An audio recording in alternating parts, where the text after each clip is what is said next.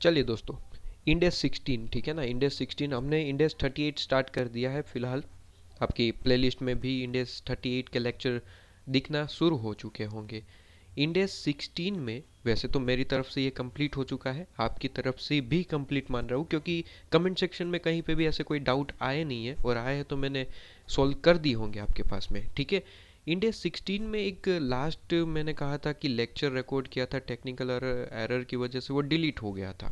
और मैंने ये भी कहा था कि आपको इंडेक्स 38 स्टार्ट कर देना है, वो लेक्चर मैं आपको प्रोवाइड कर दूंगा। तो ये लीजिए आपके पास में वो लेक्चर, ठीक है। क्या बाकी था इंडेक्स 16 में? Practical question number 6। क्या ये कंप्लीट होते ही इंडेक्स 16 कंप्लीट है? आंसर इज यस, कंप्लीट है, ठीक है।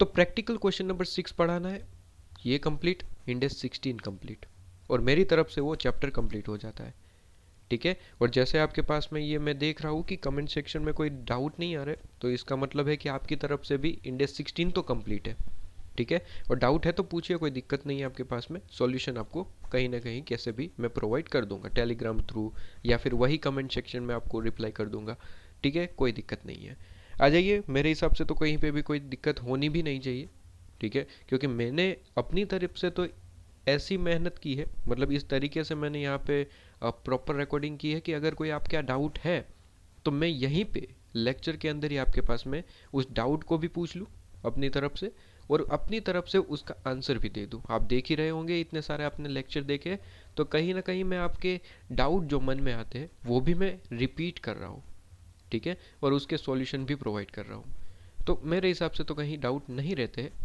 हैं तो कमेंट सेक्शन है आपके पास में, पूछिए, वहाँ पे आपको आंसर भी प्रोवाइड मैं कर दूंगा, ठीक है। वहाँ पे या फिर टेलीग्राम थ्रू कहीं ना कहीं किसी भी तरीके से आपको कोशिश कर दूंगा कि आपके पास में जल्द से जल्द सॉल्यूशन आपको मिल जाए। प्रैक्टिकल क्वेश्चन नंबर 6 कर लेते हैं, और इसी के साथ इंडिया 16 भी कंप्लीट मान लिया जाएगा। क्या कहता है प्रैक्टिकल क्वेश्चन नंबर 6? देखिए ज़रा, an entity has nuclear power plant, ठीक है, कि कोई एंटिटी है, न्यूक्लियर पावर प्लांट के हिसाब से उनका ये बिजनेस होगा।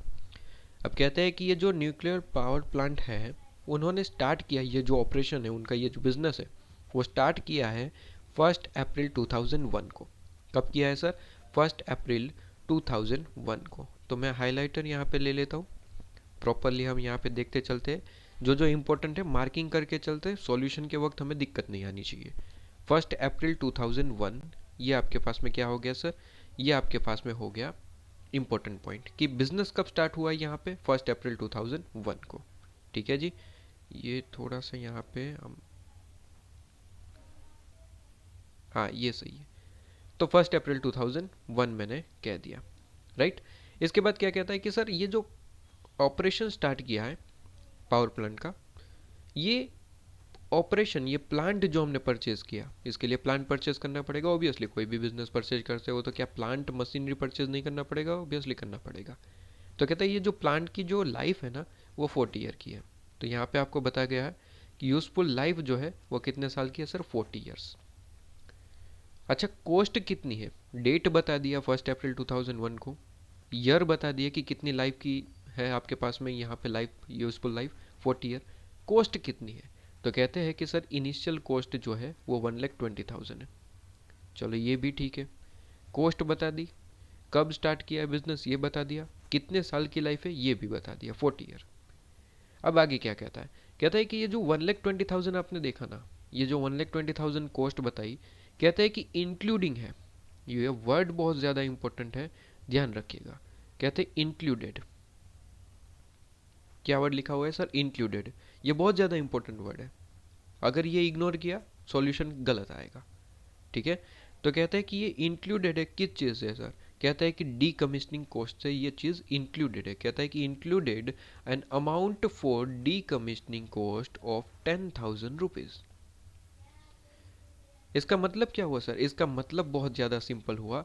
ये आई थिंक मैं पहले भी इस तरीके का क्वेश्चन डिस्कस कर चुका हूँ, और ये वापस से कर रहा हूँ, ठीक है। ये पॉइंट मैं ऑलरेडी डिस्कस कर चुका हूँ कहीं ना कहीं आपके पास में लास्ट लेक्चर में, ठीक है। कहते हैं कि सर 1,20,000 ये जो कॉस्ट दिख रही है, ये जो 1,20,000 आपको ये जो कॉस्ट दिख रही है, ठीक है, तो ये कॉस्ट में ये 10,000 इंक्लूडेड है, ठीक है। ये 10,000 जो आपको दिखाए जा रहे हैं, ये 10,000 इंक्लूडेड है। 10,000 है किस चीज़ के सर? डी कमीशनिंग कॉस्ट है, ठीक है, डी कमीशनिंग कॉस्ट है। तो 10,000 इंक्लूडेड है, इसका मतलब क्या हुआ सर? इसका मतलब हुआ कि प्लांट की कॉस्ट तो 1,10,000 है। प्लांट की कॉस्ट कितनी है सर? 1,10,000। तो ये 10,000 एक्स्ट्रा जो है वो डी कमीशनिंग कॉस्ट का है, ठीक है। डी कमीशनिंग कॉस्ट का मतलब अब मुझे तो एक्सप्लेन करने की ज़रूरत नहीं पड़नी चाहिए, आपको सारी चीज़ें याद होनी चाहिए। अब इतनी बार रिपीट कर चुके हैं तो मेरे ख्याल से ये तो चैप्टर का एंडिंग चल रहा है, तो ये सारी चीज़ें तो अब आपके लिए नॉर्मल हो जानी चाहिए, ठीक है, रेगुलर हो जानी चाहिए पॉइंट्स। तो कहते हैं डी कमीशनिंग कॉस्ट का मतलब कहता है कि सर जब लाइफ ख़त्म हो जाती है प्लांट की, उसके बाद लास्ट में at the end of the life जो खर्चा करना होता है वो डी कमीशनिंग कॉस्ट होता है, ठीक है। और इस पे काफ़ी सारे क्वेश्चन देख चुके हैं, तो मुझे यहाँ पे कुछ एक्सप्लेन करने की ज़रूरत नहीं है, सारी चीज़ें क्लियर है आपके पास में, ये तो बस ये क्वेश्चन करवाना है, ठीक है मुझे। तो कहता है कि सर यहाँ पे लाइफ कितनी है? 40 ईयर। तो 40 साल बाद जो खर्चा होगा एक्स्ट्रा, किस पे सर? प्लांट पे। तो प्लांट पे जो खर्चा होगा कि फॉर एग्जांपल प्लांट इतना बड़े लेवल पे है तो उसे निकालने के लिए भी काफ़ी सारा खर्चा करना पड़ता है, मशीनरीज को निकालना है, ठीक है, दूसरी मशीनरीज को बुलवाना पड़ेगा, जेसीबी वगैरह हो गया, बड़े प्लांट है तो ऐसे ही यहाँ पे चीज़ें का खर्चा हो सकता है। तो कहते हैं वो 10,000 है। अब इतना पढ़ते ही एक डाउट मेरे दिमाग में तो आ चुका है, आपके दिमाग में आया या फिर नहीं पता नहीं। सर डाउट क्या है? कहते हैं कि सर ये जो डीकमीशनिंग कॉस्ट है वो तो लाइफ के एंड, मतलब जो लाइफ एंड होता है, मतलब ये प्लांट की जो यूजफुल लाइफ है वो एंड पे खर्चा होता है सर। हाँ, और सर अभी अभी आपने ये भी कहा कि ऐसे क्वेश्चन करवा चुके हैं और हम भी मानते हैं कि हाँ करवाया है, क्वेश्चन किए आपने, ठीक है, लिखवाए आपकी नोटबुक में होंगे। तो कहते हैं कि सर आपने क्वेश्चन करवाए तब आपने बताया था कि at the end of the life होता है, मतलब कि 40 साल यहाँ पे फॉर एग्जांपल लाइफ है, तो 40 साल यहाँ पे 40 ईयर की लाइफ है, ठीक है। तो 40 ईयर के बाद जो खर्चा होगा वो डीकमीशनिंग कॉस्ट है। अगर उसे हमें कंसीडर करना है तो उसे प्रेजेंट वैल्यू में कन्वर्ट करके ऐड करना होता है। अब यहाँ पे तो इन्होंने सिर्फ इतना बता दिया कि सर 10,000 है और ये 1,20,000 में इंक्लूडेड है, तो ये ऑलरेडी प्रेजेंट वैल्यू में है या फिर मतलब फ्यूचर की अमाउंट है जिसे हमें प्रेजेंट में कन्वर्ट करना है, ये समझ नहीं आया। तो इसके लिए क्वेश्चन आगे पढ़ना पड़ेगा, ठीक है। 10,000 का मतलब 40 ईयर के बाद 10,000 का खर्चा है या फिर कोई और खर्चा है जिसे प्रेजेंट वैल्यू में कन्वर्ट करके वो 10,000 बता रहे हैं, ये तो देखना पड़ेगा ना। अगर प्रेजेंट वैल्यू में ही है, अगर ये 10,000 का अमाउंट प्रेजेंट वैल्यू में, तो कोई दिक्कत ही नहीं है, तब तो कोई दिक्कत नहीं है। लेकिन अगर प्रेजेंट वैल्यू में नहीं है, वो 10,000 जो है वो 40 ईयर के बाद खर्चा होना है, तो ये 10,000 को पहले प्रेजेंट वैल्यू में कन्वर्ट करना पड़ेगा, उसके बाद 1,10,000 में ऐड करना पड़ेगा। 1,10,000 क्या है सर? कॉस्ट है। 1,10,000 ध्यान रहे, 20,000 नहीं, 10,000 है। 1,10,000 में वो प्रेजेंट वैल्यू ऐड करेंगे। अगर ये प्रेजेंट वैल्यू नहीं है तो इसके लिए क्वेश्चन पढ़ते आगे कुछ ना कुछ तो बताया होगा। तो कहते हैं कि सर ये जो कहा आगे कि इंक्लूडेड डीकमीशनिंग कॉस्ट 10,000, इसके बाद क्या बताया गया? इसके बाद बताया गया कि which represent 70,400 amount in estimated cash flow payable in 40 year, discount rate जो है वो 5% है। लो जी, आपका डाउट ही क्लियर कर दिया। आपने जो अभी डाउट पूछा कि ये 10,000 ऑलरेडी प्रेजेंट वैल्यू है या फिर हमें कन्वर्ट करना होगा, तो ये डाउट ही क्लियर कर दिया। कहते हैं कि सर ये प्रेजेंट वैल्यू है, ये 10,000 जो है वो ऑलरेडी प्रेजेंट वैल्यू है। ये जो 10,000 है ऑलरेडी प्रेजेंट वैल्यू है सर, लिख लीजिए, ऑलरेडी प्रेजेंट वैल्यू है। क्यों? क्योंकि बताया गया है कि सर फ्यूचर वैल्यू तो 70,400 है 40 साल के बाद, उन्होंने क्लियर बताया। देखिए 40 ईयर, 40 साल बाद की अमाउंट तो 70,400 है और रेट ऑफ डिस्काउंट क्या है सर? 5%। अब ये देखिए, ये महानता है क्वेश्चन की। वो चाहते तो ये 10,000 आपको नहीं देते, वो चाहते तो ये 10,000 हटा देते वो, और कितना देते सर? 70,400 और 5% दे देते। तो आपको क्या करना पड़ता है? 70,400 को 5% के रेट के हिसाब से प्रेजेंट वैल्यू में कन्वर्ट करना पड़ता है, जो क्वेश्चन हमने करवाया। याद नहीं है तो रिवीजन करके आइए। फिर मेरे हिसाब से ये सारी चीज़ें अब बार बार बताना ये सही नहीं रहता। इतना टाइम तो वेस्ट कर चुके हैं हम, वेस्ट नहीं बेसिकली मैं कह सकता हूँ इन्वेस्ट किया है हमने। नॉर्मल लेक्चर से ज़्यादा ही हमारा टाइम लगा है, आप देख सकते हैं कहीं पे भी आप देखिए, नॉर्मल लेक्चर से हमारा ज़्यादा ही टाइम लगा। इसलिए क्योंकि एक ही कंसेप्ट को मैं 2-3 बार पढ़ाता हूँ डिटेल में, नॉर्मल लेक्चर में आप देखिए एक ही बार पढ़ाया होता है और फिर तो आपको ये ऊपर छोड़ दिया जाता है कि अगर नहीं है तो पढ़ के आइए। यहाँ पे 2-3 बार पढ़ाने के बाद मैं बोलता हूँ कि आप वहीं पे देख के आइए, अभी भी याद नहीं है तो। मेरे हिसाब से तो हर एक स्टूडेंट को ये क्लियर ही है, अगर लेक्चर नंबर 1 से देख के आ रहे तो। ठीक है, बीच में से कहीं देख रहे हैं तो फिर वो तो अपना स्टूडेंट हुआ ही नहीं, वो तो किसी डाउट को क्लियर करने आया होगा। तो वो उनको भी ये क्लियर होना ही चाहिए, क्योंकि वो पर्टिकुलर डाउट के लिए आए। तो इसका मतलब है कि वो बाकी की सारी चीज़ें क्लियर करके आए, तो उनको भी कोई दिक्कत नहीं आनी चाहिए। आ रही है तो फिर लेक्चर सारे देख लीजिए, मैं तो रिकमेंड करूँगा। ठीक है, तो यहाँ पे देखिए क्या कहा, कहते हैं 70,400 40 ईयर के बाद की वैल्यू है, और अगर उसे 5% के हिसाब से डिस्काउंट करेंगे तो 10,000 ही आएगा। मैं कर चुका हूँ, मैंने कर लिया है। ठीक है, आपको क्रॉस वेरीफाई करना है तो कर सकते हैं। क्या सर एग्जाम में करने की ज़रूरत है? Answer is no. अगर क्वेश्चन ये खुद बता रहा है कि सर आज की वैल्यू 10,000 है, अगर आज की वैल्यू 10,000 है, अगर क्वेश्चन खुद बता रहा है, तो कभी भी उसे क्रॉस वेरीफाई करने की ज़रूरत नहीं है, टाइम वेस्ट करने की ज़रूरत नहीं है। ये तो अभी के लिए आपके नॉलेज पर्पज़ के लिए, आपकी अंडरस्टैंडिंग क्लियर हो, इसलिए मैं अभी रिकमेंड करूँगा कि अभी आप जो है उसे चेक करिए, क्रॉस वेरीफाई करिए। मैंने खुद किया है। ठीक है, मैं बेसिकली ये स्पेसिफिक टाइम नहीं निकालता हूँ, लेकिन प्रीवियस जो मैंने लेक्चर लिए उसमें मैंने करवाया था। तो यहाँ पे मैं ज़्यादा टाइम नहीं ले रहा हूँ आपके पास में ये चीज़ पे लेके, वहाँ पे मैंने करवाया था, इसलिए मैं बोल रहा हूँ कि ये मैंने खुद किया है। ठीक है, तो ये मैं चीज़ कह रहा हूँ। तो 70,400 का 5% के हिसाब से अगर प्रेजेंट वैल्यू निकालेंगे तो वो यही आ जाएगा। और प्रेजेंट वैल्यू का फॉर्मूला सारी चीज़ें नोटबुक में है, आपको लिखवाया है। ओपन करिए, रिवीजन करिए और फिर कैलकुलेशन करिए। कैलकुलेशन करने के बाद लेक्चर को आगे बढ़ाइए। ठीक है, चलिए। इसके बाद कहते हैं कि सर आगे क्या चीज़ यूज़ करी है, वर्ड क्या यूज़ करा है आगे, देख लेते हैं। कहते हैं एंटिटीज फाइनेंशियल ईयर एंड 31 मार्च। 31 मार्च को जो है एंटिटी का फाइनेंशियल ईयर एंड होता है। तो ये तो नॉर्मल है, लेकिन ध्यान रहे पढ़ना ज़रूरी होता है, क्योंकि कई बार ये क्वेश्चन में ऐसा देता है कि 31 दिसंबर को कंप्लीट हो रहा है, तो क्वेश्चन जो देगा वैसे ही कंप्लीट करेंगे। ठीक है, तो नॉर्मली 31 मार्च ही होता है, लेकिन अगर 31 दिसंबर भी दिया है तो फिर उसे कंसिडर करना पड़ेगा। तो क्वेश्चन के हिसाब से चलेंगे, ना कि अपने कोई भी पर्टिकुलर नॉलेज के हिसाब से। ठीक है, चलिए। कहते हैं assume debt market based discount जो केस फ्लो है, जिसकी वैल्यू जो है 1,15,000 है, कब की? कहता है कि 31 मार्च 2004 ले लेता हूँ, आप चाहे 14 मानिए 24 मानिए, ठीक है, आपके ऊपर है। तो मैंने कहा कि इसकी जो फेयर वैल्यू है, मार्केट वैल्यू कह सकते हैं आप, फेयर वैल्यू कह सकते हैं, वो 1,15,000 है। किसकी सर? ये जो आपने प्लांट की बात करी, वो 1,20,000 की बात करी ना। ये जो प्लांट आपने परचेज करा है कितने का है सर? 1,20,000, जिसमें 10,000 डीकमिस्टिंग कॉस्ट का है। तो वो जो 1,20,000 की वैल्यू है 2001 में थी, वो 2004 में जो भी है वो आपको निकालनी है।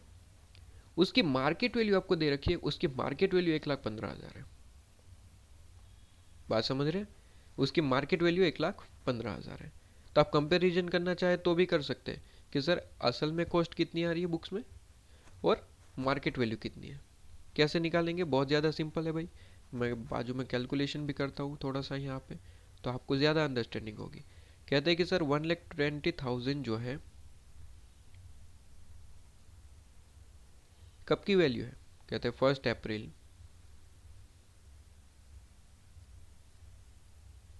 2001 की।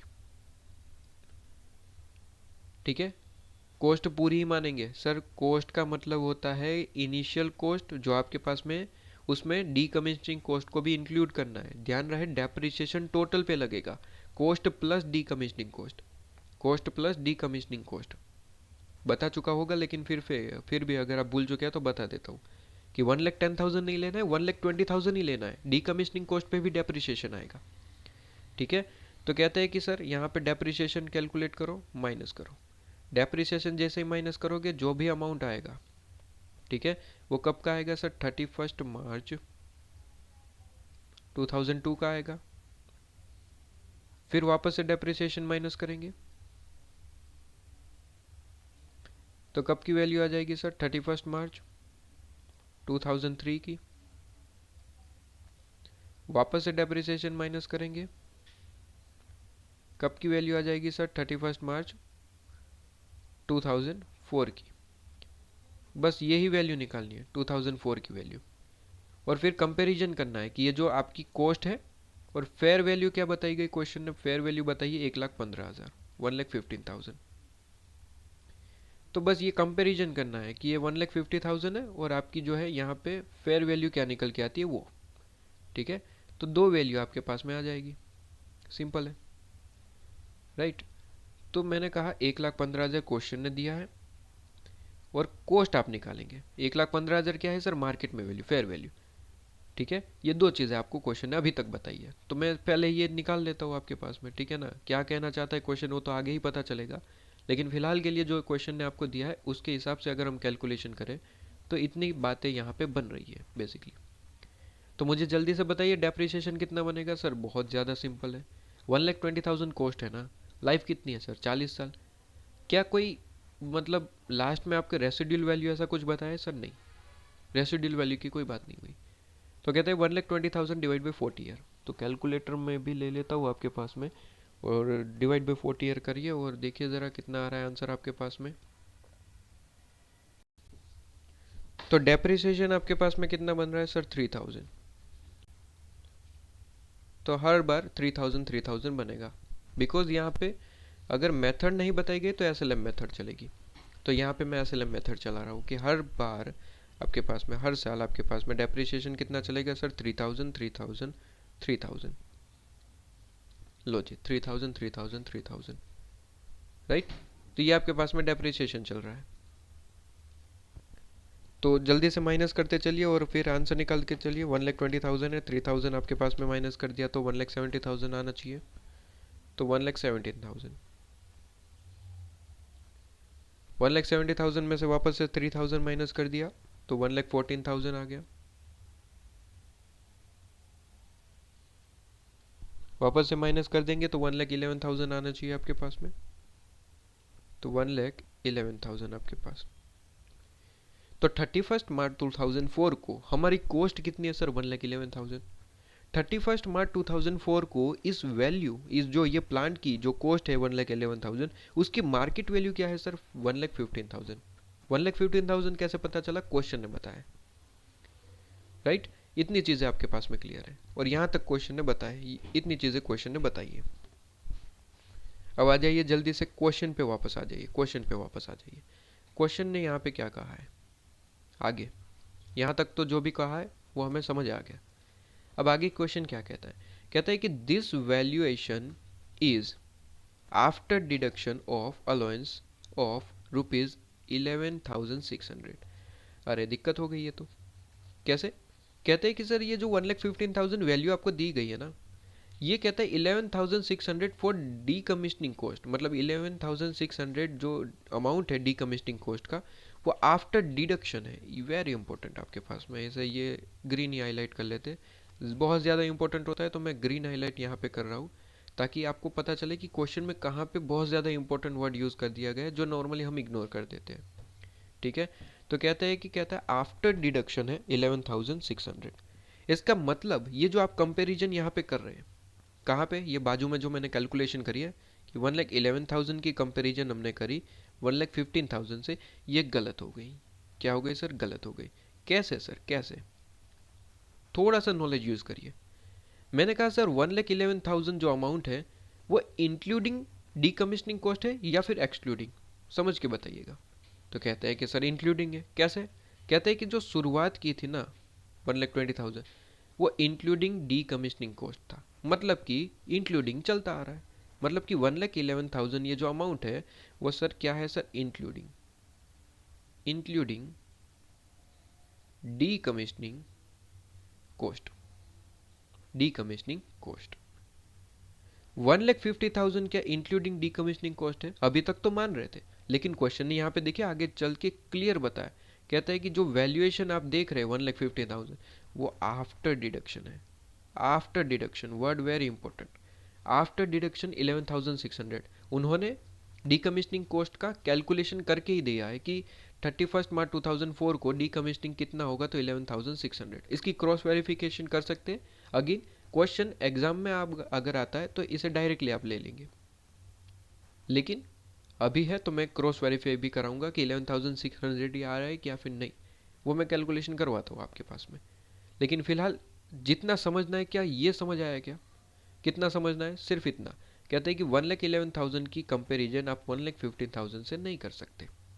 आप ये नहीं कह सकते कि जो हमारी प्लांट की कॉस्ट दिख रही है बुक्स में 1,11,000, उसकी मार्केट वैल्यू 1,15,000 है। ये 1,15,000 है, यहाँ पे मैंने एक ज़ीरो यहाँ पे हटाना है, ठीक है। 1,15,000 है, ये अमाउंट आप नहीं कह सकते। ये बात आप नहीं कह सकते कि 1,11,000 कॉस्ट की जो प्लांट है उसकी मार्केट में वैल्यू 1,15,000 है, ये नहीं कह सकते। क्या ये चीज़ आपको समझ आई? क्यों नहीं कह सकते, इसका रीज़न मैंने बताया।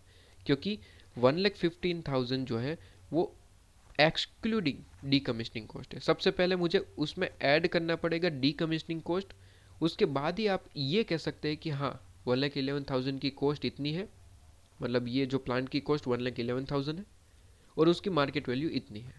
वो आपको निकालनी पड़ेगी, मार्केट वैल्यू निकालनी पड़ेगी। तो पहले मार्केट वैल्यू निकालिए, राइट, उसके बाद आप कंपैरिजन करिए। तो 1,15,000 मार्केट वैल्यू नहीं है कंपैरिजन करने के लिए, उसे प्रॉपर निकालना पड़ेगा।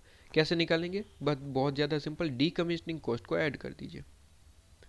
जो डीकमिशनिंग कॉस्ट है ऐड कर दीजिए। अब डीकमिशनिंग कॉस्ट क्वेश्चन ने 11,600 दे रखा है, यहाँ पे देखिए 11,600, ठीक है। 11,600 क्वेश्चन ने दे रखा है। अगर नहीं दिया होता तो कैसे कैलकुलेट करते? बहुत ज़्यादा सिंपल है, समझिए। कहते हैं कि सर स्टार्टिंग में, मतलब 1 अप्रैल 2001 को देखिए, यहाँ पे कैलकुलेशन की है, यहाँ पे देखिए ज़रा। 1 अप्रैल 2001 को मुझे बताइए कॉस्ट कितनी है और उसके अंदर डीकमिशनिंग कॉस्ट कितनी है। सर क्वेश्चन नहीं बताया था, 10,000 है। 1,10,000 जो है, ये 1,20,000 दिख रहा है, जिसमें से 1,10,000 हमारी कॉस्ट है, 1,10,000 कॉस्ट है, और उसमें 10,000 की क्या चीज़ है सर? डीकमिशनिंग कॉस्ट है, जो कि मैंने यहाँ पे लिखवा रखा था। 10,000 क्या है सर? Decommissioning cost. कहते हैं सर 10,000 जो है वो कौन से परसेंट के हिसाब से प्रेजेंट वैल्यू में कन्वर्ट किया गया है? तो ऑलरेडी बताया कि जो फ्यूचर में 70,400 की अमाउंट थी, 5% के हिसाब से प्रेजेंट वैल्यू में कन्वर्ट करा गया। मतलब डिस्काउंट रेट कितना है सर? 5% है। तो सिंपल है, 10,000 आज वैल्यू है, उसे आपको फ्यूचर में लेके जाना है। इस बार 4 साल बाद की वैल्यू चाहिए। 10,000 आज की वैल्यू है, हमें फ्यूचर में जाना है। तो मैंने आपको ऑलरेडी सिखा दिया है कि सर अगर जो भी परसेंटेज है अगर उसमें ऐड करते चलो, वो परसेंटेज से ऐड करते चलो, आप हर साल आगे बढ़ते जाएंगे। जैसे कि 2001, 1 अप्रैल 2001 को वैल्यू कितनी है सर? 10,000। अब इसकी वैल्यू अगर आपको 31 मार्च 2002 को जाननी है, एक साल बाद, तो आपको सिंपली कुछ नहीं करना है, जो रेट ऑफ डिस्काउंट है वो ऐड करते चलो। जैसे कि मैंने कैलकुलेटर में ज़ीरो कर दिया, 10,000 लिख दिया। 10,000 रेट है 1 अप्रैल 2001 को।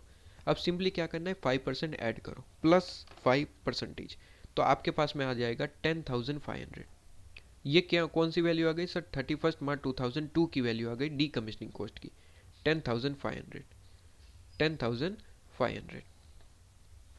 अब +5% करिए और एक बार, +5%, तो 11,025 आया। ये कब की वैल्यू है? 31 मार्च 2003 की, 11,025 रुपीज़। अब इसमें और एक बार +5% करिए, +5%, तो ये आपके पास में कितना आ गया सर? 11,576। ये एग्जैक्ट अमाउंट है। ये क्या है सर? Exact amount. अब यहाँ पे पॉइंट को इग्नोर करते हुए थोड़ा सा आगे पीछे यहाँ पे इन लोगों ने कैलकुलेशन करके इसे राउंड फिगर में दे दिया कि सर आप 11,576 मत लीजिए, 11,600 डायरेक्टली ले लीजिए, ताकि आंसर में जो है वो पॉइंट वगैरह हट जाए। तो कई बार क्वेश्चन यहाँ पे देता है आपके पास में कि आपको जो पॉइंट वगैरह है, जो फ्रैक्शन वगैरह है, वो हटा दीजिए। आपको जो हम डायरेक्टली अमाउंट दे रहे हैं वही आप राउंड फिगर में ही ले लीजिए। तो एग्जैक्ट यहाँ पे कितना बन रहा है सर? 11,576, तो वही अमाउंट है 600, ठीक है। बस आपको क्या कहा गया क्वेश्चन ने? कहता है कि ज़्यादा दिक्कत लेने की ज़रूरत नहीं, 11,600 ले लो, हम यहाँ पे उसके हिसाब से कैलकुलेशन दे देंगे, ठीक है, सॉल्यूशन उसके हिसाब से देंगे। तो ये तो मैं क्रॉस वेरीफाई करवा रहा था कि वही आंसर आ रहा है 11,600, बट मैंने अगेन कहा कि सर एग्जाम में क्वेश्चन आ रहा है और वहाँ पे अगर ये सॉल्यूशन दिया हुआ है, आपको ये पॉइंट्स दिए हुए, जैसे कि यहाँ पे 11,600 दिया, तो ऑलवेज ये लेके कैलकुलेशन ख़त्म करेंगे, क्रॉस वेरीफाई नहीं करेंगे, टाइम वेस्ट नहीं करेंगे, ज़रूरत नहीं है बेसिकली, समझिए। ठीक है, तो कहते हैं कि सर 11,600 ऑलरेडी दे रखा है, तो यहाँ पे 1,15,000 प्लस 11,600 कर दो, तो 1,15,000 प्लस 11,600, तो ये आपके पास में कितना आ गया सर, ये आपके पास में आ गया 1,26,600। क्या अब मैं कंपैरिजन कर सकता हूँ? क्या अब मैं ये कह सकता हूँ कि जो प्लांट एंड मशीनरी मेरी बुक्स में है 31 मार्च 2004 को, 31 मार्च 2004 को जो प्लांट एंड मशीनरी मेरी बुक्स में है उसकी कॉस्ट 1,11,000 है और उसकी मार्केट वैल्यू 1,26,600 है, क्या मैं ये अब कह सकता हूँ? आंसर इज यस सर, अब आप बिल्कुल कह सकते हैं। दोनों ही इंक्लूडिंग डी कमीशनिंग कॉस्ट है, अब कंपेरिजन सही है, अब कंपेरिजन सही है। 1,11,000 जो कॉस्ट है उसकी मार्केट वैल्यू 1,26,600 है, अब कंपेरिजन आपकी सही है, अब मान लिया जाएगा कि हाँ अब सही चल रहा है। ठीक है, अब सब कुछ सही चल रहा है। ठीक है जी, अब आपके पास में कोई दिक्कत नहीं है। ओके, आगे बढ़ते हैं। कहते हैं कि सर क्वेश्चन में आगे बढ़िए, कहता है ऑन 31 मार्च 2005, अब 31 मार्च 2005 आ चुका है। ठीक है, क्या कहता है 31 मार्च 2005? कहते हैं कि सर एंटिटी एस्टिमेट करता है कि जो प्रेजेंट टेक्नोलॉजी डेवलपमेंट है, एडवांस चल रहा है, ठीक है ना, तो उसकी वजह से डी कमीशनिंग कॉस्ट जो लाइबिलिटी है हमारी वो डिक्रीज हो जाएगी 5,000 रुपीज़ से। कितने से सर? 5,000 रुपीज़ से हमारी D commissioning cost liability decrease होगी। अब ये कंसेप्ट जो लास्ट लेक्चर में मैंने पढ़ाया था वो यहाँ से शुरू हो रहा, अभी तक तो वो कंसेप्ट आया ही नहीं था। Changes in D commissioning cost heading दिया था हमने, याद करिए, और नहीं याद है तो नोट्स ओपन करिए, वहाँ पे मैंने चार्ट ड्रॉ करवाया है। ठीक है, कि रिवैल्यूएशन मॉडल है तो इस तरीके से और कॉस्ट मॉडल है तो इस तरीके से, प्रॉपर चार्ट ड्रॉ करवा रखा है, रिवीजन करके आए होंगे आप। तो वो चीज़ है, तो वो कंसेप्ट अब यहाँ से अप्लाई हो रहा है, अभी तक तो वो कंसेप्ट था ही नहीं। अब जैसे ही डीकमीशनिंग कॉस्ट में एस्टिमेशन में फ़र्क आया, चेंजेस हुआ, तो वो कंसेप्ट अप्लाई हो गया अब से। ठीक है, तो यहाँ से क्वेश्चन जो मैं पढ़ाना चाहता था वो यहाँ से शुरू हो रहा है बेसिकली। ठीक है, तो मेरे हिसाब से जो मुझे पढ़ाना था वो यहाँ से स्टार्टिंग हो रहा है, यहाँ से। अभी तक तो जो पढ़े थे वही चीज़ थी। ठीक है, अब यहाँ पे स्टार्ट हो रहा है changes in D commissioning cost का कंसेप्ट, राइट। तो आ जाइए, मैंने कहा कि सर 5,000 से डी कमीशनिंग लाइबिलिटी कम हो गई, ये बताया गया है। कब से सर? ये इंपॉर्टेंट है, 31 मार्च 2005 से हो रहा है। ठीक है, तो 31 मार्च 2005 तक कोई दिक्कत नहीं थी। 31 मार्च 2005 को 5,000 से डी कमीशनिंग कॉस्ट डिक्रीज हो रही है। ठीक है, आगे कहता है कि in order to ensure that carrying amount does not differ materiality from fair value. तो और कोई चेंजेस नहीं है, ये कहना चाहता है। डीकमीशनिंग कॉस्ट में चेंज हुआ है लेकिन फेयर वैल्यू वगैरह में कोई, कैरिंग वैल्यू में कोई फर्क नहीं हुआ है, वो जैसे चल रहा है वैसे ही चलने दीजिए। ठीक है जी, इसके बाद क्वेश्चन ने आगे क्या कहा, कहते हैं कि सर वैल्यूड एट 1,07,000, तो जो ये वैल्यू बता रहा है 1,07,000 वो प्लांट की वैल्यू बता रहा है, कब की? 31 मार्च 2005 की।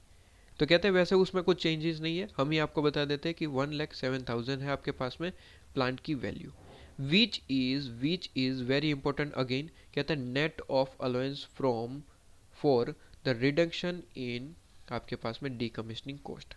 तो जो डीकमीशनिंग कॉस्ट में चेंजेस वगैरह हुआ है उससे नेट ऑफ है, मतलब कि इसमें वो चीज़ इंक्लूडेड नहीं है। अगर आपको कोई कंपैरिजन करनी है तो उसमें अलग से वो ऐड कर लेना। क्या करना सर? अलग से ऐड करना। तो अगेन वेरी इंपॉर्टेंट, हाईलाइट करेंगे ग्रीन मार्क से। कहता है कि वो नेट ऑफ है, नेट ऑफ। ठीक है, ये जो 1,07,000 आपको दिख रहा है प्लांट की वैल्यू 1,07,000 31 मार्च 2005 को, वो नेट ऑफ है। मतलब कि अगर किसी चीज़ से कंपैरिजन आपको करनी है तो डी कमीशनिंग कॉस्ट 31 मार्च 2005 का वो उसमें ऐड करना पड़ेगा, 1,07,000 में ऐड करना पड़ेगा, तब आप कंपैरिजन सही से कर पाएंगे। ठीक है, बिल्कुल वही पॉइंट है जो मैंने यहाँ पे करवाया। ठीक है, यहाँ पे मैंने वही करवाया कि 1,11,000 की आप कंपैरिजन किससे कर रहे थे? 1,15,000 से। तो पूरी आपने कंसेप्चुअली ख़त्म कर दिया, गलत कर दिया था। क्यों? क्योंकि मैंने वही चीज़ तो बताई कि सर एक चीज़ जो है वो डीकमिशनिंग कॉस्ट एडेड है और दूसरी चीज़ डिडक्टेड है। तो कंपैरिजन ही आप गलत कर रहे थे। तो कंपैरिजन करने के लिए क्या करना पड़ता है सर, डीकमिशनिंग कॉस्ट को दोनों में ही ऐड होना चाहिए। तो एक में था 11,000 में ही तो था, 1,11,000 में, दूसरे में नहीं था तो मैंने कर दिया, और उसके बाद सही से कंपैरिजन कर पाते हैं। तो ऑलवेज ध्यान रहे, डीकमिशनिंग कॉस्ट ऑलवेज आपके पास में इंक्लूडिंग होनी चाहिए, तभी कंपैरिजन सही होगी। अगर नहीं है तो करवाइए, उस टाइम की डीकमिशनिंग कॉस्ट निकालिए और ऐड करिए। अब जैसे कि यहाँ पे हमें 11,600 निकालने की ज़रूरत थी, लेकिन क्वेश्चन ने दिया है तो फिर वही लेना है। अगर नहीं दिया होता तो हम 11,000 वो 576 जो अमाउंट आ रहा था वो ले लेते, लेकिन क्वेश्चन खुद कह रहा है कि वो आपके पास में वो जो पॉइंट वगैरह है वो नहीं लेना है, एकदम से राउंड फिगर करके दे दिया 11,600 ले लो, तो फिर वही लेना पड़ेगा क्योंकि सॉल्यूशन उसके हिसाब से होगा। ठीक है?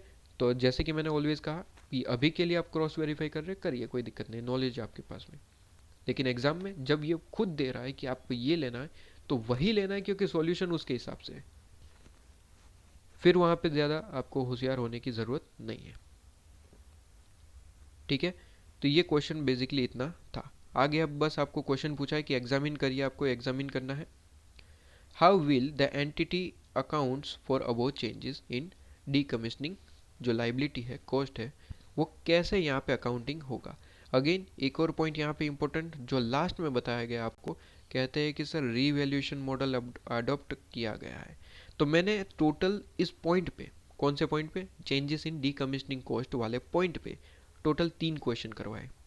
सबसे पहले 2 क्वेश्चन जो लास्ट लेक्चर में मैंने करवाए वो कॉस्ट मॉडल पे बेस्ड था, और एक और क्वेश्चन करवाने जा रहा हूँ, ये आपके पास में प्रैक्टिकल क्वेश्चन नंबर 6 जो किस पे बेस्ड है सर, रीवैल्यूएशन मॉडल पे।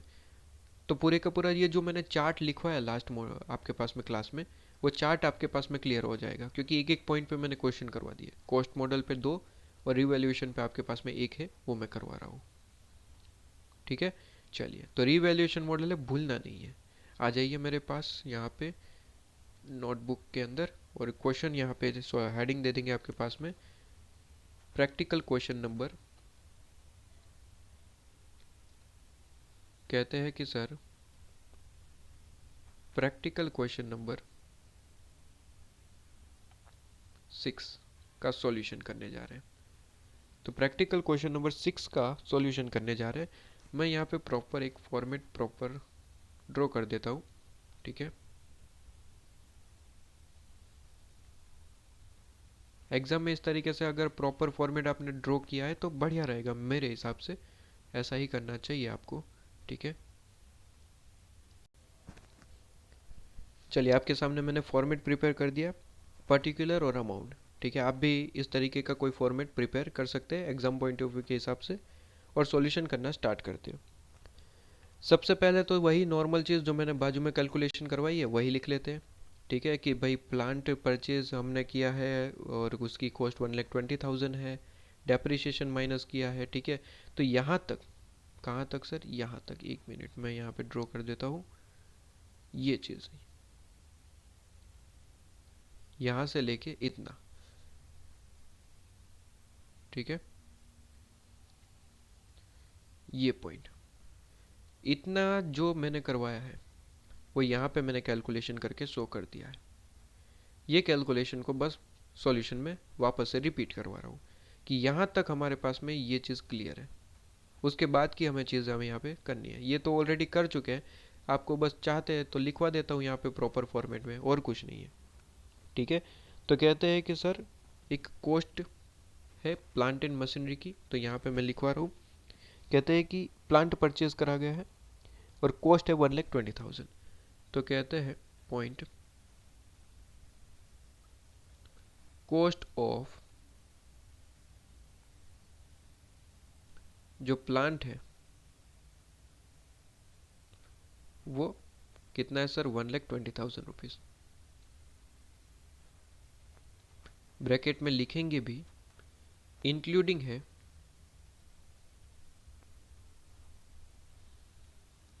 क्या है सर, इंक्लूडिंग है डीकमिशनिंग कॉस्ट से, डीकमिशनिंग कॉस्ट इंक्लूडिंग है डीकमिशनिंग कॉस्ट, इसमें इंक्लूडेड है डीकमिशनिंग कॉस्ट। ये चीज़ सबसे पहले लिख ली। उसके बाद क्या बताया गया था सर? लाइफ बताई गई थी, life of plant, useful life basically आप कह सकते हैं। कितनी है सर? 40 ईयर्स, 40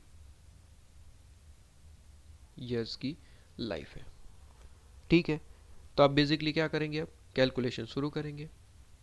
कहते हैं कि सर यहाँ तक तो ये सिंपल नॉर्मल आपके पास में जो कैलकुलेशन बताई गई थी, ये क्वेश्चन ने जो बताया वो हमने लिखा। अब यहाँ से आपके पास में स्टार्ट हो रहा है। कहते हैं 31 मार्च, अच्छा स्टार्टिंग से ही लिख देना।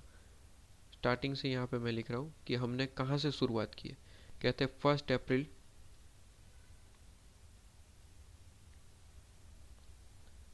अप्रैल 2001 से ये पूरी कहानी स्टार्ट हुई है।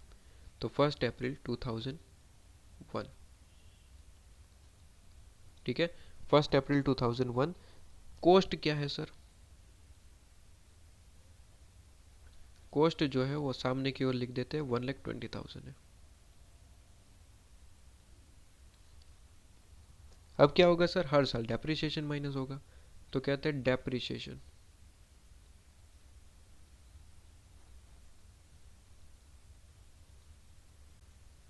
ठीक है, कितना होगा सर? कैलकुलेशन यहाँ पे जरूर दिखाएंगे। 1,20,000 वैल्यू है कॉस्ट, मल्टीप्लाई करेंगे कितने से सर? 40 ईयर है, मल्टीप्लाई 1/40 ईयर्स।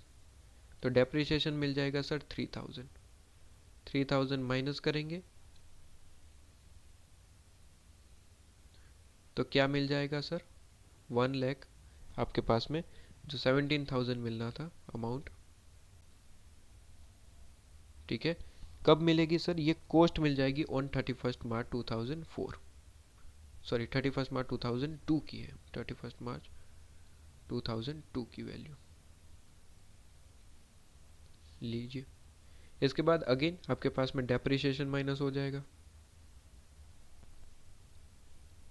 कुछ नहीं कहा है तो ऑलवेज आपके पास में एज्यूम करेंगे एसएलएम बेसिस पे डेप्रिसिएशन है, 3,000 वापस से माइनस कर देंगे। जैसे ही 3,000 माइनस कर दिया, वैल्यू आ जाएगी आपके पास में। जो कैलकुलेशन हमने यहाँ पे ऑलरेडी कर रखी है वही है। ठीक है, यहाँ पे बस आपके पास में प्रॉपर वे में लिखवा रहा हूँ कि एग्जाम में आप इस तरीके से प्रेजेंट कर सकते हैं। ठीक है, तो कहते हैं कि 1,14,000।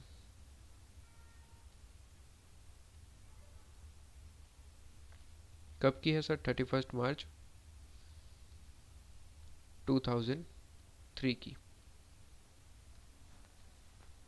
अगेन डेप्रिसिएशन लेस हो जाएगा, डेप्रिसिएशन डेप्रिसिएशन जैसे में लेस होगा 3,000 अमाउंट, 31 मार्च 2004 की वैल्यू आपके पास में 31 मार्च 2004 कितनी वैल्यू सर? 1,11,000 लीजिए, 1,11,000 वैल्यू। ठीक है, तो कहते हैं कॉस्ट, आप यहाँ पे कह सकते हैं कि WDV कह सकते हैं, कॉस्ट ऑन 31 मार्च 2004। अब ये इंपॉर्टेंट पॉइंट यहाँ पे ये निकल के आता है कि कॉस्ट है और साथ में हमें यहाँ पे लिखना है fair value. Fair value on 31 मार्च 2004 को, जो कि क्वेश्चन ने दिया है। बट दिक्कत ये है कि सर क्वेश्चन ने जो दिया है अमाउंट वो एक्सक्लूडिंग क्या है सर? एक्सक्लूडिंग डीकमिशनिंग कॉस्ट है। ठीक है, इसलिए हमने क्या किया सर? ये जो 1,15,000 दिया है क्वेश्चन ने अमाउंट, ठीक है, ये जो 1,15,000 क्वेश्चन ने अमाउंट दिया वो एक्सक्लूडिंग है। उसने खुद कहा था आफ्टर डिडक्शन, हमें चाहिए था इंक्लूडिंग। ठीक है, तो डीकमिशनिंग कॉस्ट निकालने की ज़रूरत थी, लेकिन क्वेश्चन ने कहा कि तकलीफ लेने की ज़रूरत नहीं है, खुद निकाल के दे रहे हैं हम 11,600। तो 1,15,000 प्लस 11,600 वही तो करना था। तो सिंपल है, कहते हैं कि सर यहाँ पे कैलकुलेशन अगर लिखना चाहे तो लिख सकते हैं कि 1,15,000 लेना है, जो कि एक्सक्लूडिंग अमाउंट है, इसलिए इसमें ऐड कर देता हूँ 11,600 डीकमिशनिंग कॉस्ट। और जैसे ही ऐड कर दिया यहाँ पे लिखिए 1,26,600 जो अमाउंट आया आपके पास में, तो 1,26,600। क्योंकि ये रीवैल्यूएशन मॉडल है, तो आप मेरे साथ पुराने लेक्चर्स में जहाँ पे हमने स्टार्टिंग किया था कि सर सब्सिक्वेंट मेजरमेंट करते हैं तो दो मेथड होती है, कॉस्ट मॉडल और रिवैल्यूएशन। रिवैल्यूएशन के लिए फेयर वैल्यू ली जाती थी, कॉस्ट मॉडल है तो कॉस्ट वैल्यू ली जाती थी। अब यहाँ पे रिवैल्यूएशन मॉडल है तो हमें बुक्स ऑफ अकाउंट में कौन सी वैल्यू लेनी पड़ेगी सर? ऑलवेज आपके पास में फेयर वैल्यू, ऑलवेज। अगर नहीं है, मतलब डिफरेंस है कॉस्ट और फेयर वैल्यू में, तो याद करिए, शुरुआती लेक्चर में ऑलरेडी मैं बता चुका हूँ, नहीं याद है तो रिवीजन करके आएंगे, और फिर भी नहीं याद आ रहा है तो लेक्चर वापस से देख के आएंगे। मैंने पढ़ाया था कि सर अगर ईयर एंडेड पे फेयर वैल्यू और कॉस्ट में कोई डिफरेंस है तो आपको बुक्स ऑफ अकाउंट में उसका चेंजेस रिकॉर्ड करना पड़ेगा, और कुछ नहीं। रिवैल्यूएशन मॉडल तो यही करता है सर, चेंजेस रिकॉर्ड करना पड़ेगा। क्या जर्नल एंट्री होगी वो भी मैंने लिखवा रखा है उसमें, ठीक है। तो यहाँ पे मुझे बताइए कॉस्ट कितनी है? 1,11,000। मार्केट में वैल्यू कितनी है सर? 1,26,600। कहीं ना कहीं फ़ायदा हो गया, आपके प्लांट और मशीनरी की वैल्यू बढ़ गई है। तो याद करिए, फ़ायदा होता था तो किस में डालते थे सर? रिवैल्यूएशन सरप्लस में। ऑलरेडी लिखवा रखा है, रिवीजन करके आया है तो आपको याद होगा, ऑलरेडी सारी चीज़ें नोट्स में लिखवा रखी है। तो कहते हैं कि सर रिवैल्यूएशन सरप्लस में डालेंगे, जितना भी सरप्लस हुआ। कितना हुआ है? तो 1,26,600 माइनस 1,26,600 माइनस 1,11,000, तो 15,600 का फ़ायदा हुआ है। तो ये फ़ायदे के लिए हम जर्नल एंट्री लिख सकते हैं। तो मैं यहाँ पे लिखवा देता हूँ। वैसे एग्जाम पॉइंट ऑफ व्यू के हिसाब से पूछा नहीं है, लेकिन फिर भी हम लिख के आएंगे कि हाँ अकाउंटिंग पूछा है तो हम पूरा प्रॉपर आंसर दे रहे हैं इसलिए, ठीक है। तो कहते हैं कि सर यहाँ पे जर्नल क्या होगी? जर्नल एंट्री, जनरल एंट्री क्या होगी सर? फायदा हुआ है, रिवैल्यूएशन सरप्लस में जाएगा, ठीक है। तो रिवैल्यूएशन सरप्लस क्रेडिट होगा। डेबिट क्या होगा सर? ऑब्वियसली कॉस्ट बढ़ रही है प्लांट की, और कॉस्ट बढ़ती है तो डेबिट करना होता है। तो property plant equipment debit to revaluation surplus, फायदा हुआ है इसलिए। तो कहते हैं property plant equipment account debit to revaluation surplus, to revaluation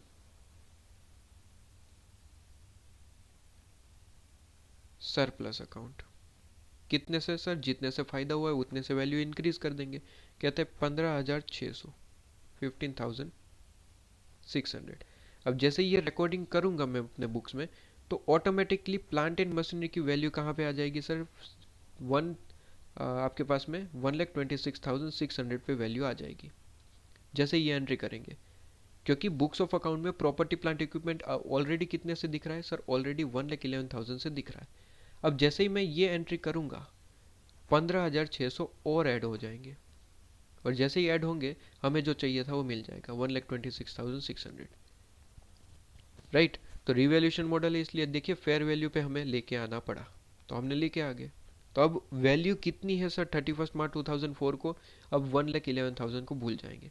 अब वैल्यू कितनी है सर? 1,26,600 है। अब कोई भी आपको पूछे कि सर 31 मार्च 2004 को आपके प्लान की वैल्यू कितनी है, तो वैल्यू है 1,26,600। एंट्री भी हमने लगा दी, ठीक है। आगे क्वेश्चन ने क्या कहा था? तो कहते हैं आगे क्वेश्चन ने कहा कि ऑन 31 मार्च 2005 को आ जाइए। अच्छा, 31 मार्च 2005 तक तो कोई दिक्कत नहीं थी, तो मैं एक काम करता हूँ, वैल्यू को 31 मार्च 2005 तक खींच लेता हूँ। तो आ जाइए। कहते हैं कि सर ये 31 मार्च 2004 की वैल्यू कितनी है? 1,26,000। डेप्रिसिएशन माइनस होगा ऑब्वियसली, यस। तो कहते हैं रेड में लिखेंगे। आ जाइए वापस से डेप्रिसिएशन माइनस करिए, 31 मार्च 2005 पे पहुँच जाएंगे। तो कहते हैं डेप्रिसिएशन,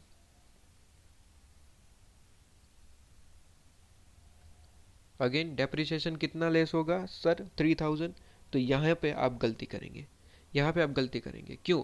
क्योंकि ऑलरेडी पढ़ाया है ना मैंने, ऑलरेडी आप पे इस पे क्वेश्चन करवा चुका हूँ लास्ट लेक्चर के अंदर, कि अगर प्लांट एंड मशीनरी की वैल्यू में कोई चेंजेस होता है तो डेप्रिसिएशन की कैलकुलेशन वापस से करनी पड़ेगी। डेप्रिसिएशन की कैलकुलेशन वापस से करनी पड़ेगी कब? जब प्लांट एंड मशीनरी की वैल्यू में कोई चेंजेस होता है। ठीक है जी। तो कहते हैं 1,26,000 अब हो गया है वैल्यू, वो चेंजेस हुआ था, answer is yes sir, changes हुआ था, चेंजेस की हमने जर्नल एंट्री भी करी, तो डेप्रिसिएशन वापस से कैलकुलेट करेंगे। ठीक है, तो कहते हैं मल्टीप्लाई 1 डिवाइड बाई कितने साल की लाइफ बची है, 40 साल तो पहले थे, अब कितने साल खत्म हो गए, तो कहते हैं 3 साल खत्म हो चुके हैं, तो अब कितने बचे 37 ईयर्स, तो डिवाइड बाई 37। ऑलवेज ध्यान रखेंगे, गलती कभी नहीं करेंगे। कहते हैं कि मार आपके पास में जो वैल्यू है प्लांट एंड मशीनरी की, अगर वो चेंज होती है तो ऑलवेज डेप्रिसिएशन रिकैलकुलेट करना पड़ेगा, रिकैलकुलेट करना पड़ेगा। तो कहते हैं 1,26,600, 26,600 डिवाइड बाई 37, तो वैल्यू समथिंग आपके पास में मैं ले लेता हूँ 3,422 ले लेता हूँ। ठीक है, आपके पास में राउंड फिगर कर देते हैं, तो 3,422 मैंने ले लिया, डेप्रिसिएशन इतना आएगा। अब जैसे ये डेप्रिसिएशन माइनस करेंगे, जो वैल्यू निकल के आई वो क्या होगी सर, आपके पास में वैल्यू ऑन 31 मार्च 2005, 31 मार्च 2005 कितनी वैल्यू निकल के आई, तो 1,26,600 माइनस 3,422, तो कहते हैं 1,23,178 लीजिए। ओके, अब क्वेश्चन आगे पढ़ते हैं। कहते हैं कि अब से कुछ चेंजेस किया है इन लोगों ने, क्या चेंजेस है, कहते हैं कि सर 31 मार्च 2005 से चेंजेस हुआ है, तो वहाँ तक तो हमने क्लियर कर दिया, अब आगे बढ़िए। कहते हैं 31 मार्च 2005 को हुआ यूं कि बढ़ती चलती टेक्नोलॉजी एडवांस के कारण डीकमिशनिंग लाइबिलिटी जो है वो 5,000 से डिक्रीज हो गई। अब ये जो लास्ट लेक्चर में कंसेप्ट पढ़ाया था वो यहाँ से स्टार्ट हुआ। कहते हैं डीकमिशनिंग लाइबिलिटी, डीकमिशनिंग कॉस्ट, उसमें चेंजेस हुआ है, और चेंजेस क्या हुआ है, 5,000 से डीकमिशनिंग कॉस्ट कम हुई है। तो मुझे ये जानना पड़ेगा, ये निकालना पड़ेगा कि 31 मार्च को एग्जैक्टली डीकमिशनिंग कॉस्ट बन कितनी रही है। ठीक है, तभी तो मैं उसमें से 5,000 माइनस करूंगा, राइट। तो मुझे यहाँ पे कैलकुलेशन करके ये निकालना पड़ेगा कि एग्जैक्टली 31 मार्च 2005 को वैल्यू है कितनी, और जो भी वैल्यू निकल के आएगी उसमें से 5,000 माइनस कर दूंगा, तो जो क्वेश्चन ने कहा है वहां पे पहुंच जाएंगे, खत्म। तो कहते हैं कि सर मुझे निकालना पड़ेगा यहाँ पे कैलकुलेशन करके। ठीक है, कहते हैं कि सर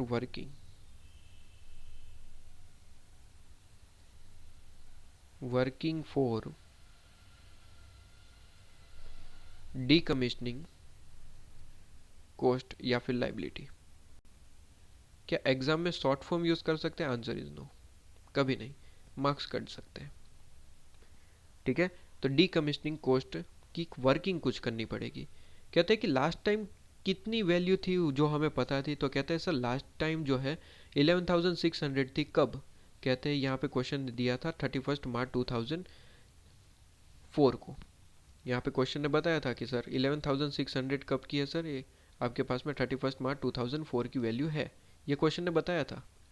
तो बस यहाँ पे क्या करेंगे सर, वापस से प्लस कितना परसेंट था, 5% डिस्काउंट रेट था, प्लस 5% कर दो, 31 मार्च 2005 को पहुंच जाओगे, कोई बड़ी बात नहीं थी, सिंपल थी। तो कहते हैं कि डी कमिश्निंग कोस्ट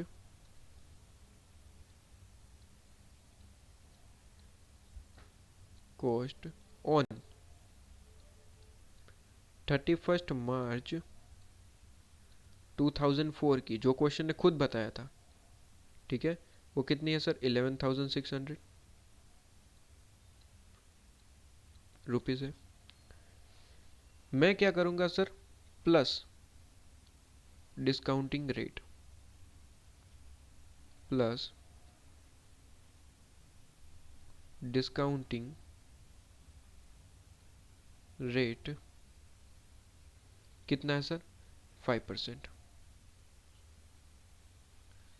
ठीक है जी, प्लस कितना, डिस्काउंटिंग रेट 5% है, तो वैल्यू मिल जाएगी, आंसर इज यस सर। तो कहता है ऑन 31 मार्च 2005 को जो वैल्यू होनी चाहिए वो आपके पास में मिल जाएगी, काम खत्म। 11,600 प्लस 5% आपके पास में आ जाएगा आंसर 12,180, लीजिए अमाउंट आ गई। अब क्वेश्चन क्या कह रहा था, वापस से थोड़ा देख लीजिए। क्वेश्चन ने कहा था कि सर जो भी वैल्यू निकल के आएगी उसमें से 5000 डिक्रीज कर देना है, 5000 रुपीज़, ठीक है। तो कहते हैं 12,000 जो 180 अमाउंट आया उसमें से 5000 डिक्रीज कर दो तो काम खत्म हो जाएगा, ठीक है। तो कहते हैं डिक्रीज बाय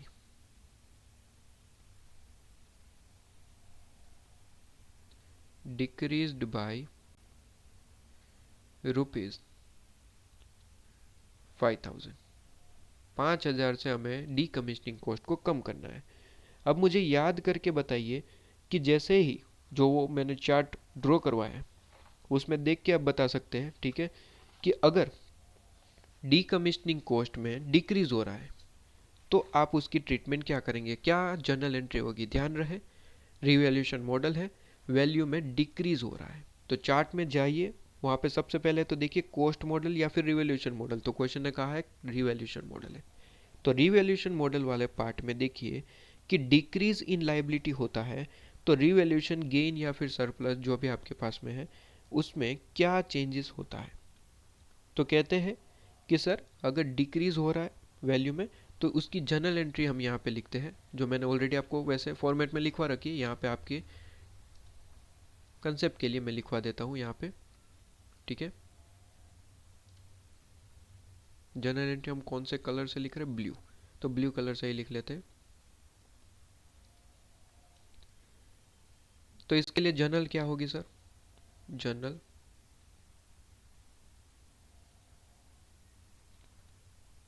मैंने कहा सर इसकी जर्नल एंट्री बड़ी सिंपल है, ऑलरेडी लिखवा चुका हूँ, बस यहाँ पे मुझे अलग से वापस से एक बार लिखवाना है।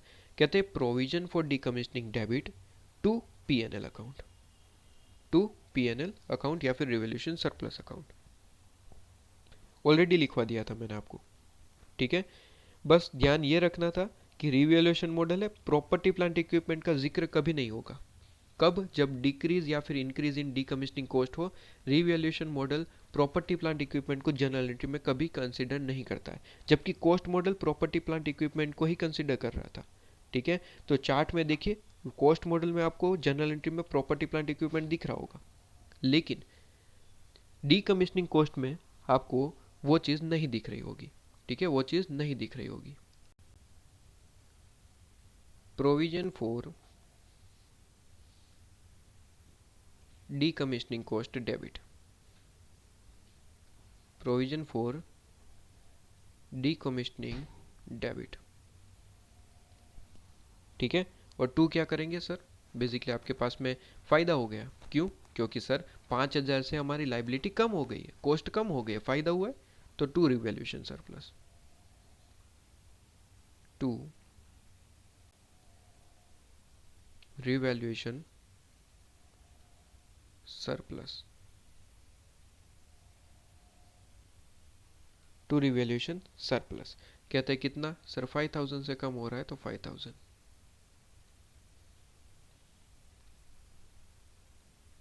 ठीक है।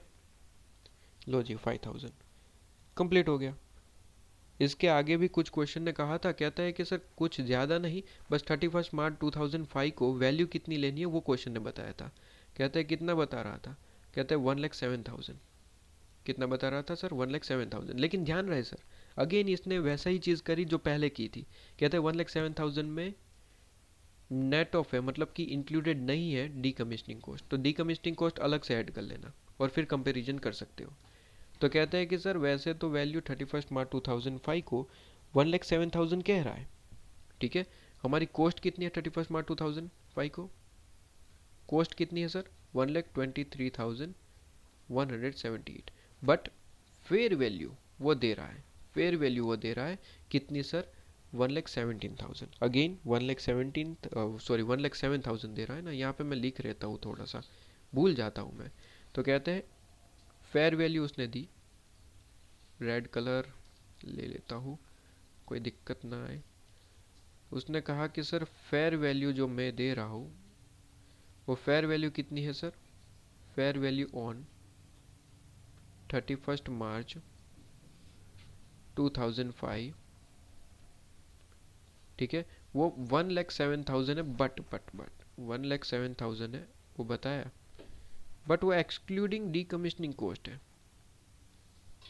अब यहाँ पे दिक्कत हो गई, क्योंकि मैं यहाँ पे कंपैरिजन करना चाहता था कि जो आपके पास में कॉस्ट है, जो आपके पास में 31 मार्च 2005 को कॉस्ट है 1,23,178, उससे कंपैरिजन करनी पड़ेगी ना सर। कंपैरिजन करनी क्यों है, याद करिए, रिवैल्यूएशन मॉडल है सर। ऑलवेज आपके पास में ईयर एंडेड पे जो फेयर वैल्यू है उसको आपको कन्वर्ट करना पड़ेगा और उसके हिसाब से जनरल एंट्री लेनी पड़ेगी, क्योंकि रिवैल्यूएशन मॉडल फेयर वैल्यू को कंसिडर करता है। तो ये जो कॉस्ट है आपके पास में, इसको ऑलवेज कंपेयर करना ही पड़ेगा फेयर वैल्यू से, और जो भी चेंजेस है अगर, तो उसे आपको कंसिडर करना पड़ेगा, फेयर वैल्यू पे लेके आना पड़ेगा, क्योंकि रिवैल्यूएशन मॉडल है। तो सर ये तो सही है, तो फेयर वैल्यू लेना पड़ेगा। तो कहते हैं 1,07,000 फेयर वैल्यू दिया है ना, but cost including decommissioning cost है।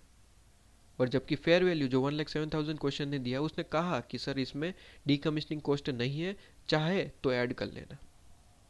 तो ऐड कर सकते हैं आप चाहे तो करना पड़ेगा सर, बिल्कुल करना पड़ेगा, क्यों नहीं करना पड़ेगा। तो कहते हैं 31 मार्च 2005 को डीकमीशनिंग कॉस्ट है कितनी वो बताइए। 31 मार्च 2005 को डीकमीशनिंग कॉस्ट है कितनी वो बताइए। तो इम्पोर्टेंट है, वेरी इंपॉर्टेंट। कहता है कि वैसे तो 31 मार्च 2005 को वैल्यू है 12,180, पर क्वेश्चन ने कहा कि सर 5,000 से डिक्रीज हुई है लाइबिलिटी, और उसकी जर्नल एंट्री हमने लगा दी। और जैसे ही जनरल एंट्री लगाओगे क्या हो जाएगा सर, अमाउंट आ जाएगा 12,180 -5,000। तो अमाउंट आपके पास में कितना निकल के आ जाएगा, 7,180। ये आपकी बुक्स में दिखना शुरू हो जाएगा कब से, जब ये जनरल एंट्री लगाओगे। तो हमने जनरल एंट्री लगा दी। डीकमीशनिंग कॉस्ट कितनी हो गई सर 31 मार्च 2005 को, 7,180। तो लिख दीजिए यहाँ पे 7,180 अमाउंट है, ठीक है। तो जैसे ही अमाउंट आ गया 1,07,000 प्लस 7,180 इज इक्वल टू, कहता है कि सर 1,14,180।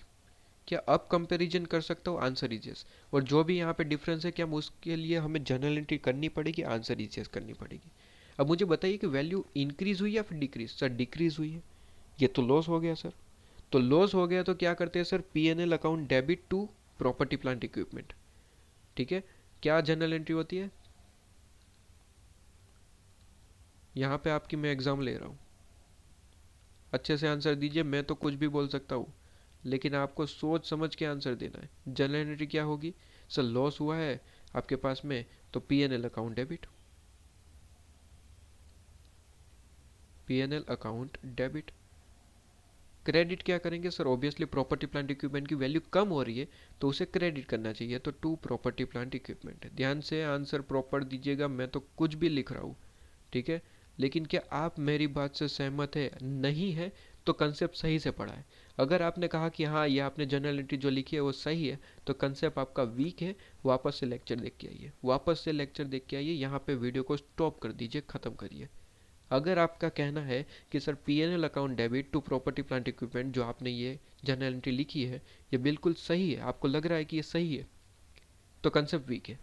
तो यहाँ से स्टॉप करिए, वापस से रिवाइज करके आइए, रिवाइज नहीं याद आ रहा है तो वापस से लेक्चर देख के आइए। और जिन स्टूडेंट ने कहा कि सर आपकी जनरल एंट्री में मिस्टेक है, ठीक है, आपकी जनरल एंट्री में मिस्टेक है, वो स्टूडेंट यहीं पे रुकिए। वो मान गए भाई कि आपके पास में इंडेक्स 16 कंप्लीट है, जो मैंने पढ़ाया वो रंग लाया, कि हाँ वो स्टूडेंट को अब क्लियर है। तो सर क्यों गलत है ये जनरल एंट्री, तो याद करिए जो मैंने लिखवाया था स्टार्टिंग में, जो आपके पास में सबसेकेंड वैल्यूएशन के दौरान, कि जब रिवैल्यूएशन मॉडल होता है, और वहाँ पे मैंने आपको ये सारी चीज़ें लिखवाई थी, कि अगर कई बार क्या होता है कि पहली बार डिक्रीज और इंक्रीज होता है, तो हुआ था सर, यस हुआ था, रिवैल्यूएशन सरप्लस पहली बार इंक्रीज हुआ था, और उसके बाद वापस से डिक्रीज और इंक्रीज होता है, तो उसके लिए प्रॉपर चार्ट लिखवाया था।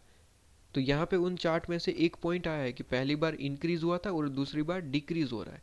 तो क्या पीएनएल अकाउंट डेबिट लिख देंगे, आंसर इज नो सर। पहले वो जो लॉस हुआ है वो सरप्लस सरप्लस सरप्लस में से सेटअप करेंगे। अगर कोई है एक्स्ट्रा तो फिर पीएनएल अकाउंट डेबिट आएगा, डायरेक्टली पीएनएल अकाउंट डेबिट नहीं आएगा। तो प्रॉफिट कितना रिकॉर्ड किया था, 15,600। अभी लॉस कितना हुआ है, लॉस कितना हुआ है, तो कहते हैं सर लॉस तो आपके पास में, करिए निकालिए जल्दी से, कहते हैं 1,23,178 माइनस 1,14,180। लॉस हुआ है सर 8,998, मतलब प्रॉफिट ज़्यादा रिकॉर्ड किया था, लॉस कम हुआ है। तो सिंपल है कि वो सेटअप हो सकता है। तो पहले रिवैल्यूएशन सरप्लस से सेटअप करेंगे, ना कि पीएनएल से। तो जो भी स्टूडेंट कह रहा था कि आपने जो जर्नल एंट्री की थी वो राइट है, वो तुरंत यहाँ से हट जाए, वापस से रिवाइज करके आए। तो पीएनएल अकाउंट डेबिट नहीं आएगा, रिवैल्यूएशन सरप्लस आएगा। रिवैल्यूएशन सरप्लस अकाउंट डेबिट कितने से सर? तो जितना लॉस हुआ है 8,998 से।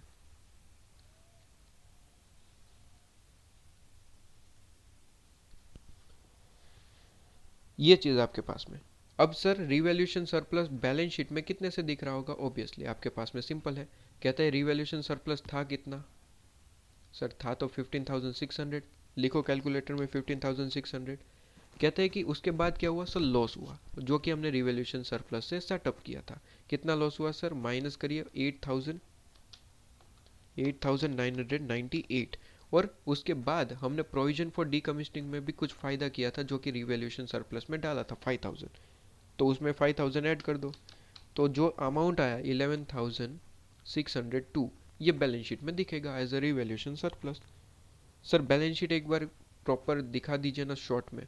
तो लीजिए, आपके पास में बैलेंस शीट दिखा देता हूँ चाहे तो। सर बैलेंस शीट में शॉर्ट में दिखा रहा हूँ, प्रॉपर बैलेंस शीट पूरी बनाने की ज़रूरत नहीं, क्योंकि प्रॉपर इन्फॉर्मेशन है भी नहीं, छोटी मोटी जो इन्फॉर्मेशन है उसके हिसाब से मैं बता देता हूँ। कहते हैं कि फॉर एग्जांपल अगर यहाँ पे कोई असेट होता, जो कि है हमारे पास में एक प्रॉपर्टी प्लांट इक्विपमेंट, तो कहते हैं असेट के नाम पे अगर मैं लिखूँ तो प्रॉपर्टी प्लांट इक्विपमेंट है, नॉन करंट असेट आप कह सकते हैं। तो कहते हैं नॉन करंट असेट है हमारे पास में एक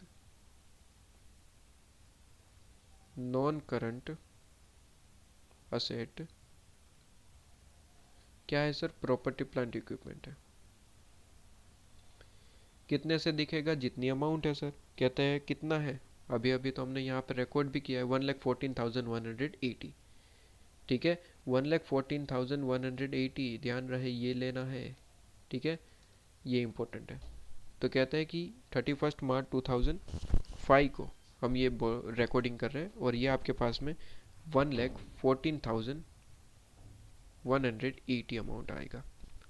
इसके बाद कोई एसेट नहीं है, क्वेश्चन के हिसाब से बैलेंस शीट बना रहे हैं इसलिए। तो कहते हैं इसके बाद तो कोई एसेट नहीं है। तो आ जाइए लाइबिलिटी में। लाइबिलिटी में इक्विटी दिखाएंगे अब।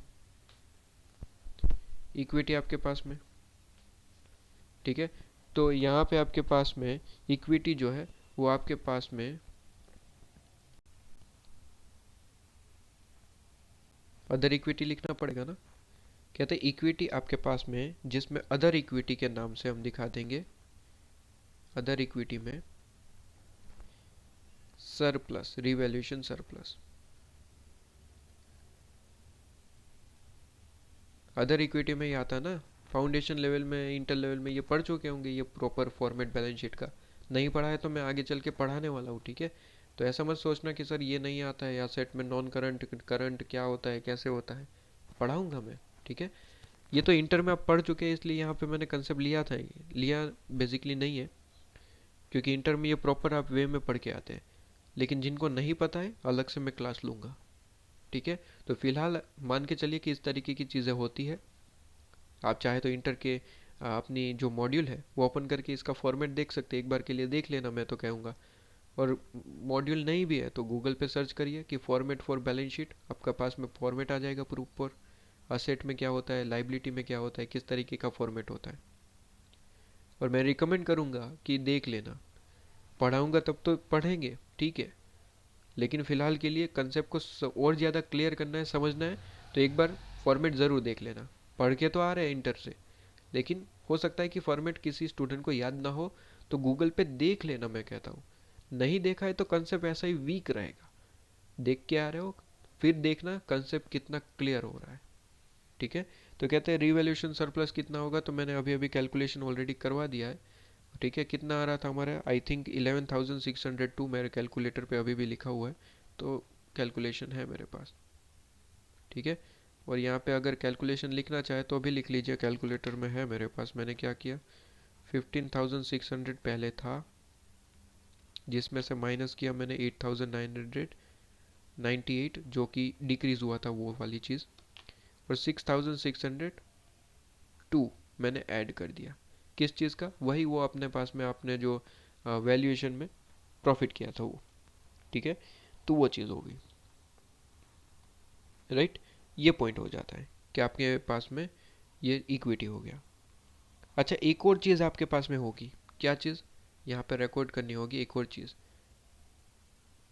एक और चीज़ कहते हैं कि सर नॉन करंट, एक मिनट, ब्लू में ही लिखना था। एक और हेडिंग आएगा, नॉन करंट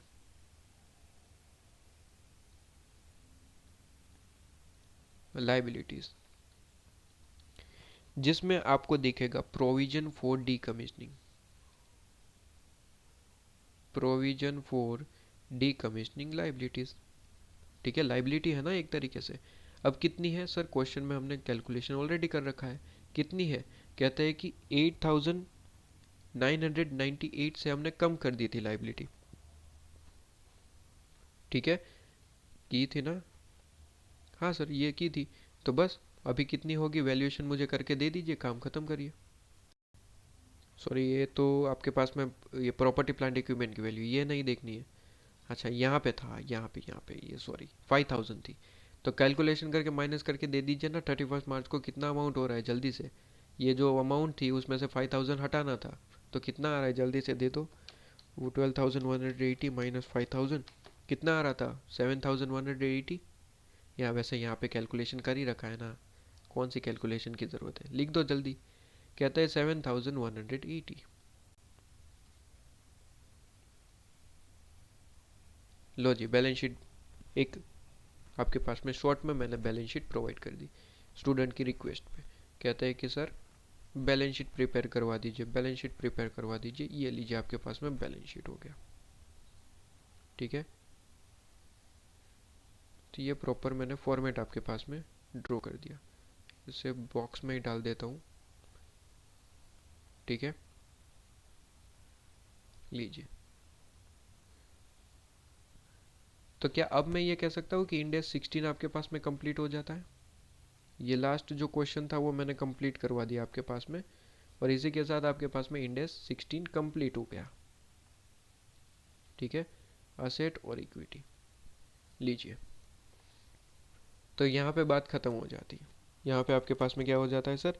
बात खत्म हो जाती है। ठीक है जी, ये पॉइंट हो गया। अच्छा, ये बैलेंस शीट नहीं है, ये इसका असेट और लाइबिलिटी का टोटल करके मैच करने की ज़रूरत नहीं है।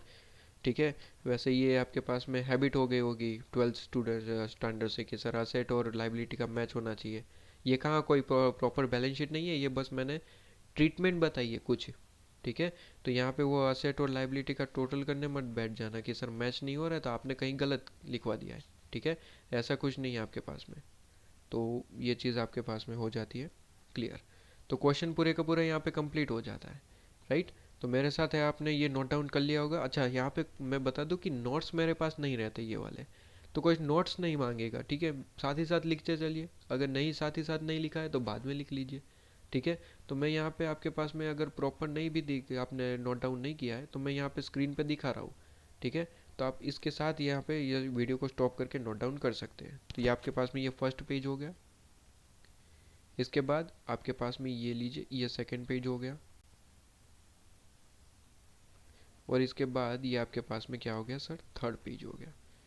तो किसी ने नोट डाउन नहीं किया तो वीडियो को स्टॉप करके ये नोट डाउन कर सकता है मेरे साथ। यहाँ पे आपके पास में मैं कहता हूँ सर इंडेक्स 16 में जो पार्ट बाकी था वो कंप्लीट। तो मैं यहाँ पे ये कह सकता हूँ कि इंडेक्स 16 जो है वो कंप्लीट हो गया मेरी ओर से। आप लेक्चर कंप्लीट कर लीजिए, आपकी ओर से भी कंप्लीट हो जाएगा। ठीक है, तो वापस से हम कंटिन्यू कर रहे हैं इंडेक्स 38 को, राइट। चलिए जल्दी से।